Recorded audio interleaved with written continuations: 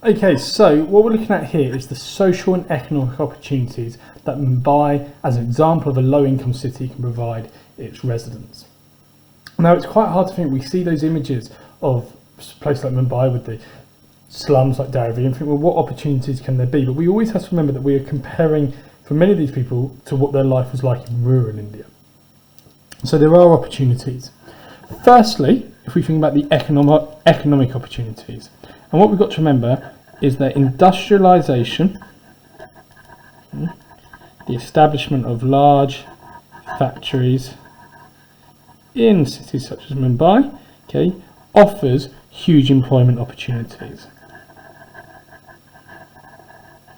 We have to remember that in rural India, mechanisation, remember that process by which machinery is taking the work of human labour, resulting in high unemployment opportunities in the cities, in the countryside. As a result, the lure of employment in the cities, in the factories, is a major economic opportunity. Also, we have to think that in the cities, there is a large amount of informal employment. And we always talk about informal employment as being a negative, and we will talk about that when we talk about the challenges. However, informal employment regularly needs very few skills or qualifications. As a result, the cities provide an employment option for people with limited education or employment or qualifications. In terms of the social positives, we can think about access to clean water. Now again, we're going to talk about how that is limited and how it's under pressure. But if we were to take the state of Maharashtra, which is where Mumbai is found, in the rural areas surrounding Mumbai, access to clean water equals around about 88%. In Mumbai, in the urban area of Mumbai, that clean water access increases to 99%. Now we will talk about actually the fact that quite often that access to clean water is still limited. So whilst there is access to it, it's normally only for a short period of the time. But 99% of the population will have some form of access to clean water in comparison to only 88% in rural areas. Also, we need to think about access to healthcare.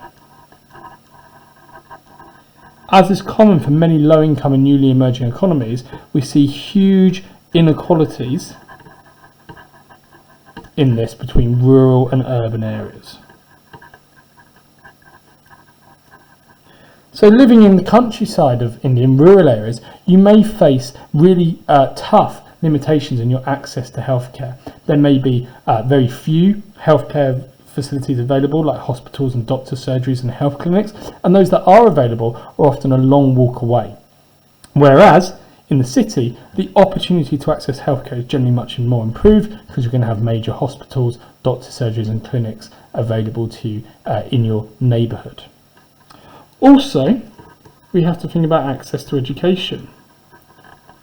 We generally associate low-income and newly emerging economies like India as having poor education systems, but actually the reality is that in Mumbai there is over 1,000 primary and secondary school facilities, and that in general primary school completion is actually really quite high. We have a high primary completion rate, with most children getting to experience at least a primary education, which they may not have access to if they were living in rural India.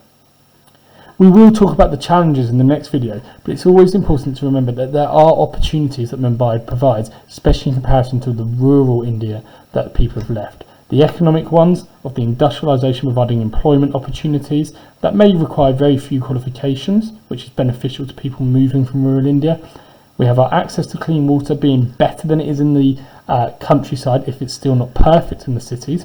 We have our improved access to healthcare. Again, there are limitations to this and challenges, which we'll talk about in the next video. And access to education, which again, there are limitations. But again, if we were to compare to rural India, our primary rates of completion rates of primary education are generally much, much higher.